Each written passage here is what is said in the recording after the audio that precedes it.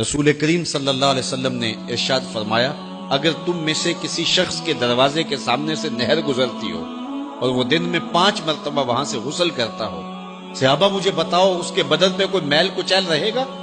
تو صحابہ نے عرض کی، اے اللہ کے رسول، اس کے بدن پہ کوئی میل کچیل نہیں رہ سکتا جو دن میں 5 مرتبہ غسل کرتا ہے۔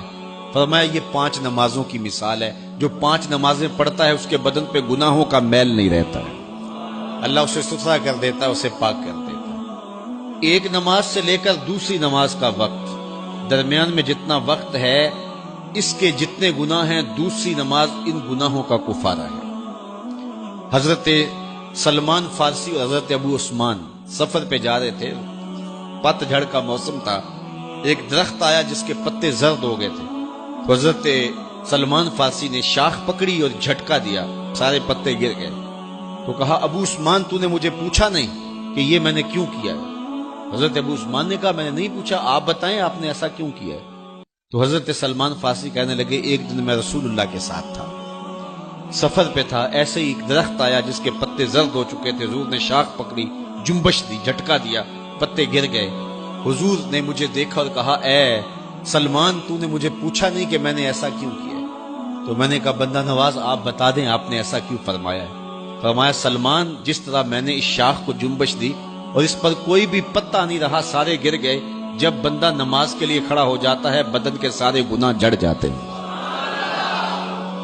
اللہ کی توفیق سے میرا خیال ہے کہ آپ سارے لوگ نمازی ہوں گے، اور میری مائیں بہنیں اور بیٹیاں جو تشریف لائی ہیں انہیں بھی 5 گانا نماز کا شعور اور توفیق نصیب ہوگی۔ آج ہم یہاں سے عزم کر کے جانا ہے کہ ہمارے خاندان میں، ہمارے رشتہ داروں میں، ہماری اولادوں میں اگر بدقسمتی سے کوئی بے نمازی ہے تو آج عزم کر کے جائیں کہ وہ بے نمازی نہ رہے، اتنے زور سے تبلیغ کریں گے کہ وہ نماز پڑھنے پہ مجبور ہو جائیں۔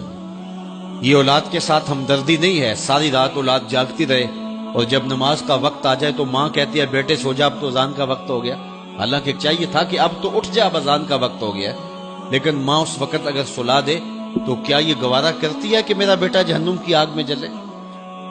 ماں اپنی اولاد کو جگائے، اس سے ہمدردی یہ نہیں ہے کہ اب اس کو سونے دے، بیچارہ ساری رات جاگتا رہے۔ ساری رات جاگنے کا اسے حکم کس نے دیا تھا؟ فجر کے وقت جاگنے کا حکم ہے، جب رحمت اللہ کی بٹ رہی ہے تو اس کو بیدار کرے، اس کو جگائے۔ کڑکتی دھوپ ہے، آج کل موسم کتنا گرم ہے، تو اگر بچہ دھوپ پہ کھڑا ہو اور اس کے پاؤں جلس رہے ہوں تو ماں گوارا کرتی ہے، بھاگ کے اچک لے گی بچے کو کہ میں اسے دھوپ سے، تمازت سے، گرمی سے بچا لوں۔ تو کیا حشر کی کڑکتی دھوپ میں بیٹا پسینے میں شرابور ہو اور وہ پسینہ آگ سے بھی زیادہ گرم ہو تو کوئی ماں یہ گوارا کرتی ہے؟ یقیناً نہیں کرتی۔ تو نہیں کرتی تو اس کو اپنی اولاد کو 5 گانا نماز کا خوگر بنانا ہوگا۔ نماز کی توفیق اللہ سے مانگو۔ آج کے اس اجتماع میں یہی پیغام ہے اور یہی دعوت ہے اور یہی قرآن مجید کی تعلیمات کا خلاصہ ہے۔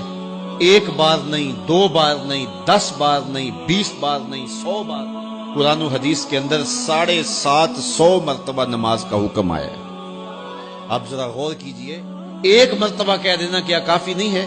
لیکن 750 مرتبہ تمہارے کریم رب نے تمہیں بار بار کہا ہے، تمہارے کریم رسول نے تمہیں بار بار کہا ہے کہ نماز پڑھو۔ تو اگر ہم اتنی بار سننے کے بعد بھی نماز نہیں پڑھیں گے تو پھر ہم کہاں کھڑے ہوں گے؟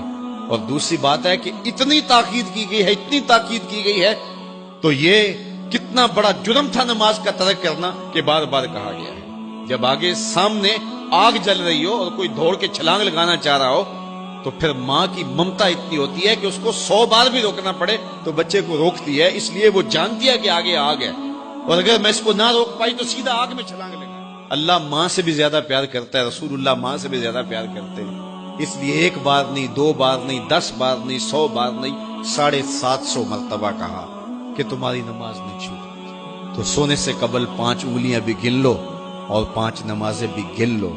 یہ عنوان تشنا رہ گیا، کیونکہ وقت کے دامن میں اتنی گنجائش نہیں ہے، تو میں جو کہا گیا مجھے امید ہے کہ یقیناً یہ آپ کی روحوں تک اترا، اور اگر بدقسمتی سے کوئی بے نمازی ہے تو آج کے بعد بے نمازی نہیں ہے۔ اور ہم اپنے ماحول میں اپنی اولاد سے اگر پیار کرتے ہیں، حقیقی پیار ہمیں، تو پھر ان کو 5 گانا نماز کا عادی بنانا ہوگا اور ان کی پیشانیوں میں سجدے رکھنے ہوں گے۔ اللہ مجھے آپ کو اپنی رحمتوں کے حصار میں رکھے۔